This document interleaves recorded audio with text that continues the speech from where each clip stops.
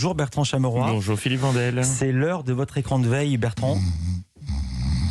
Bertrand. Pardon, qu'est-ce qui se passe? Pardon Philippe, petite absence. Micro-sieste. Pas beaucoup dormi cette nuit, j'ai regardé Top Chef. C'est pas possible, c'est interminable ce truc. C'est une épreuve du Tour de France, 5h46. C'était donc hier, le retour de Top Chef sur M6. Ah, Top Chef. L'émission qui te fout les poils rien qu'en montrant la préparation d'une asperge, car la prod habille la séquence avec la BO d'Avengers. Oui, ils l'ont fait hier.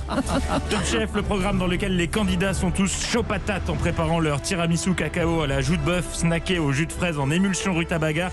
Top Chef, le dernier lieu en France où l'on peut voir des chefs cuistots travailler. Quoique, hier, en voyant les jurés devant leur iPad, je me demandais si c'était un concours de cuisine ou une émission de dating.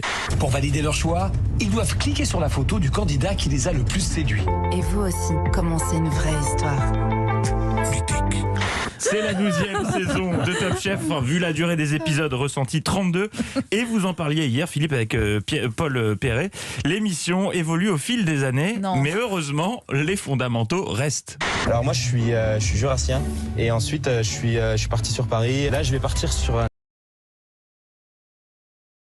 Je suis parti sur un truc un peu coincé du cul avec les cigares. À partir sur un truc un peu coincé du cul avec les cigares. Pourquoi pas? Larry Flint. Mais Top Chef, ce sont aussi des phrases pleines de bon sens. Après, orange, c'est pas rouge, hein. Et oui, on a tendance à l'oublier, orange, c'est pas rouge.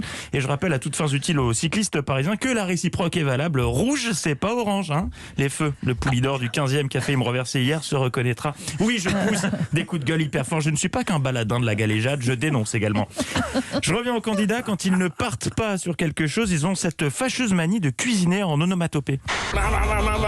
Tac tac. Hop là, bim, bam, boum. Et ça fait bim, bam, boum, ça fait et ça fait boum. Et on embrasse Cyril Lacarrière, qui, je le rappelle, est président du fan club de Carla. Oui. Belle journée à tous d'ailleurs, avec cette chanson dans la tête. Mais ce que je préfère dans Top Chef, ce sont les termes techniques employés par les candidats. Ils se la racontent, mais d'une force.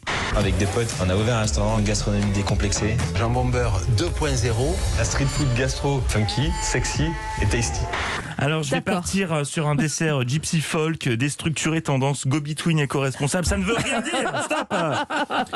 Alors vous vous demandez sûrement ce qu'est un gastro décomplexé. Élément de réponse avec le candidat Mathias. Mes topinambours, je vais les saupoudrer de cassonade et les Caramélisé. et les caraméliser un peu comme une crème branlée brûlée. Une crème branlée, oui. Hyper décomplexé le gastro là quand même. On est sur du circuit très court. Conséquence, ce conseil donné par Philippe Etchebest quelques minutes plus tard au même candidat Mathias sonne bizarrement.